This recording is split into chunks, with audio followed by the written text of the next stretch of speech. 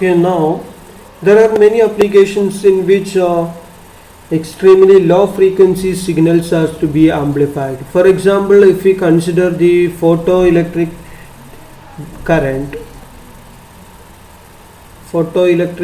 and thermocouple current or thermo EMF, they are having a frequencies less than 10 hertz. So in order to amplify these signals, if we use a capacitor coupling, since a capacitor will have a high reactance at a low frequencies, since capacitive reactance Xc is equal to 1 by 2 pi Fc. When F is small, Xc will be very high. So the capacitor coupling cannot be used if the frequencies are very low. Also, if we consider the transformer coupling, the inductors will have a very low reactance at low frequencies, which also will give very low output voltage, because the output voltage is the current into the reactance of that circuit. So since reactance will be very small at low frequency, then output voltage will also be very small. So when we use capacitor and or inductor coupling, transformer coupling, for amplifying very low frequencies, that is the signals having frequencies less than 10 Hz, these two couplings are not suitable since they provide very low gain. So in this situation, in order to amplify such signals, we will use a direct coupled amplifier. That is, one stage is directly coupled to the or connected to the next stage without any intervening coupling devices. So here this diagram represents a three-stage direct coupled amplifier. Here the transistors are connected in a complementary way. That means if the first stage is an NPN transistor, then the second stage is a PNP one, the third one is again an NPN transistor. In this way we are using the transistors to connect directly. This makes the circuit stable with respect to the temperature changes. That means when temperature increases, when the collector current increases of the first stage in one direction, then the collector current increases in the opposite direction by the second stage, so that there is a stability of the circuit when temperature increases. That is the reason for connecting these transistors in this complementary way, or we can say that we are using the complementary transistors. If first stage is NPN, the next stage will be a PNP transistor.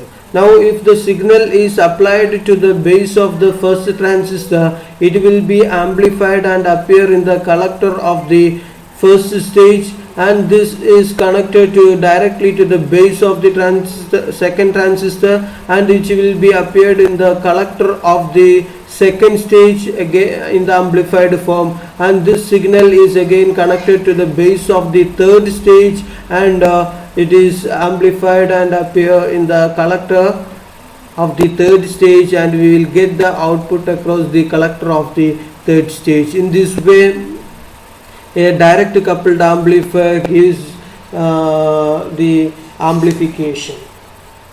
Now let's see, we are not going into the much details of the circuit, just we will consider the advantages and disadvantages of this circuit. If you are looking here, you can see that there is no emitter resistances are used here, so we are using a minimum number of resistors in this circuit. That is the one of the main advantage of this circuit. So one of the advantage of this circuit is that circuit arrangement is very simple, since it uses a minimum number of resistors. and since it uses minimum number of resistances and it is lack of expensive transformers or capacitors, the coupling devices, so we can say that the cost of this circuit is very low.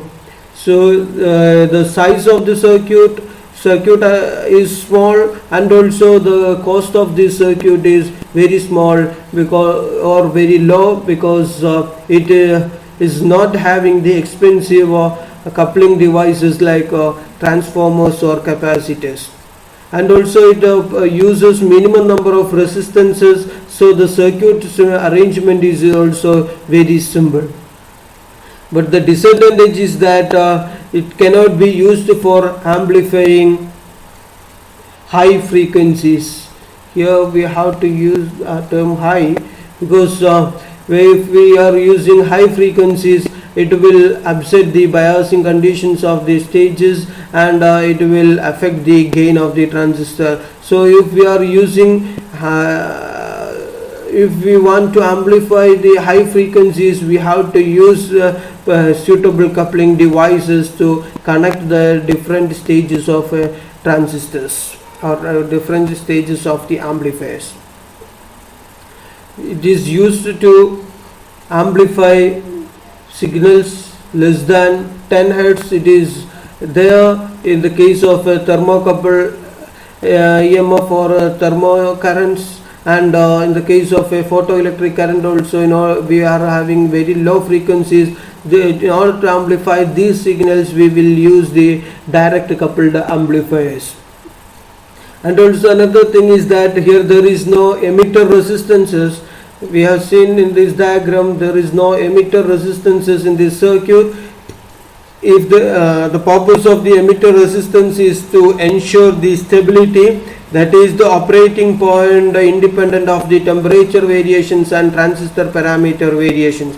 Since there is no emitter resistances are there in the circuit, we can say that the operating points may be shifted due to temperature variations. That is another disadvantage of a direct coupled amplifier. So a direct coupled amplifier is used for the purpose of amplifying very low frequencies, that is the frequencies are less than 10 Hz, and so that's all about the direct coupled transistor amplifier. So far we have discussed about 3 types of coupling. That is, first one is the RC coupled amplifier, the second one is the transformer coupled amplifier, and third one is the direct coupled amplifier. Now let's have a comparison between these 3 type of transistor amplifier. For that, let's look into this table. Let's consider the different characteristics of the transistor amplifiers in the first one is the frequency response, and we have seen that RC coupling will give an excellent frequency response in the audio frequency range. That means the gain is almost constant for a wide range of frequency, or in the entire region of audio frequency range. So we can say that RC coupled amplifier gives a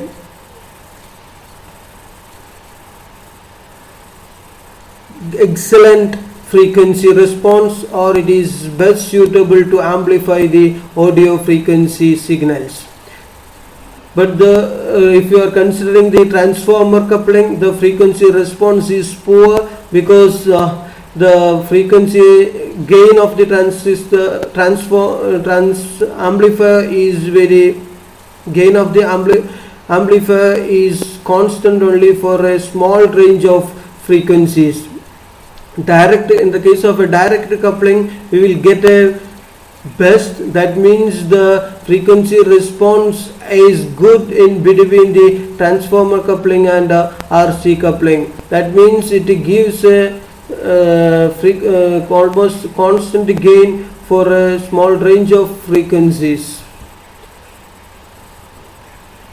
The case of a cost, if you are considering, since RC coupling uses capacitors and resistors, the cost is less, and In the case of a transformer coupling, it uses transformers, so the cost will be very high because transformers are expensive electrical components. And if you are considering direct coupling, here there is no need of capacitor, and also some number of resistances are also less, so the cost of a direct coupling is very least, or we can say that the cost is least in the case of a direct coupling.